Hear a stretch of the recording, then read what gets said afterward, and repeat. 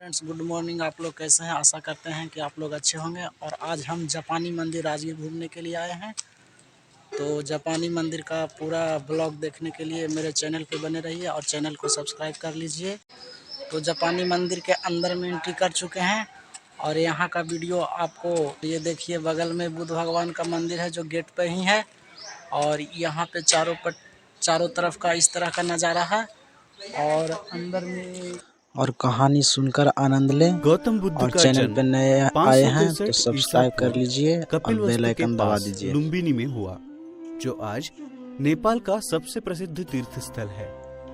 उनके पिता का नाम राजा शुद्धोधन था, जो शाक्य कुल के राजा थे, और उनकी माता का नाम रानी माया देवी था। उनके परिवार वालों ने उनका नाम सिद्धार्थ रखा। दुर्भाग्यवश माया देवी का निधन सिद्धार्थ के जन्म के 7 दिनों बाद ही हो गया। माया देवी की मृत्यु के बाद सिद्धार्थ का पालन पोषण माया देवी की बहन और राजा शुद्धोधन की दूसरी पत्नी महाप्रजापति गौतमी ने किया। कहते हैं कुछ विद्वानों ने ये पूर्व सूचना दी थी कि सिद्धार्थ बड़े होकर एक महान राजा या फिर एक महान सिद्ध पुरुष बनेंगे। विद्वानों की बात सुनकर राजा शुद्धोधन चिंतित हो गए।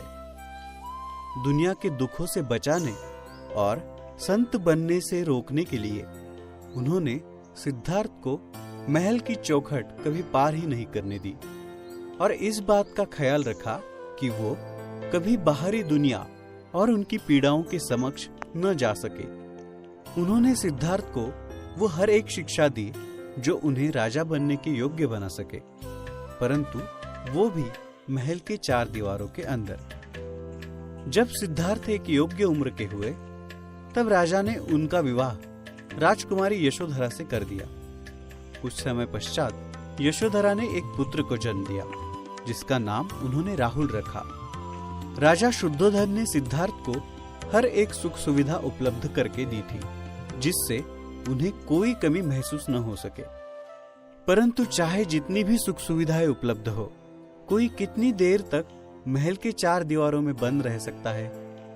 इसलिए एक दिन सिद्धार्थ ने यह तय किया कि वो आज महल के बाहर जाएंगे और अपने खुशहाल राज्य का विहार करेंगे।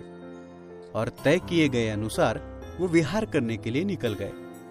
29 सालों में उन्होंने पहली बार महल के बाहर कदम रखा था। यही वो दिन था जिसकी चिंता में राजा हमेशा रहते थे। विहार करते हुए उन्हें रास्ते में एक बूढ़ा इंसान दिखाई दिया।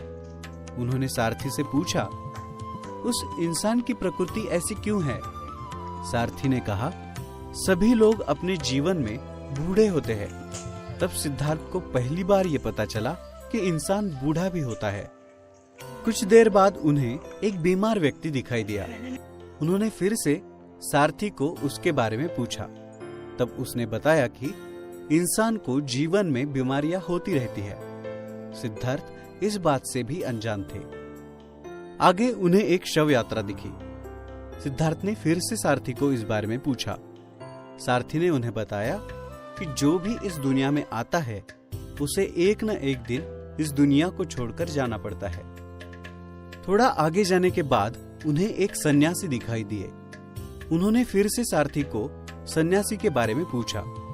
तब सारथी ने उनसे कहा कि ये एक सन्यासी है।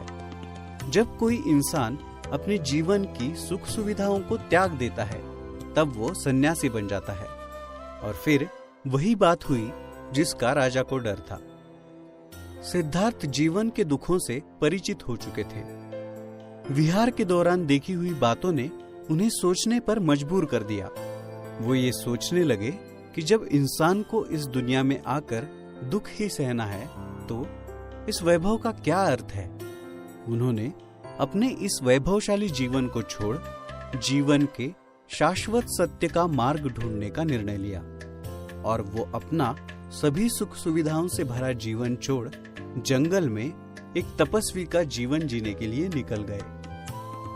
उन्होंने कई तपस्वियों का मार्गदर्शन लिया। तपस्वियों ने जो जो कहा, सिद्धार्थ ने वो सब किया, परंतु वो जो जानना चाहते थे वो उन्हें नहीं मिल पा रहा था। एक दिन वो आकर एक पीपल के वृक्ष के नीचे बैठे और उन्होंने दिन रात कड़ी तपस्या की, जिसका फल उन्हें वैशाख पूर्णिमा के दिन मिला, जब उन्हें उनके प्रश्नों के उत्तर मिल गए।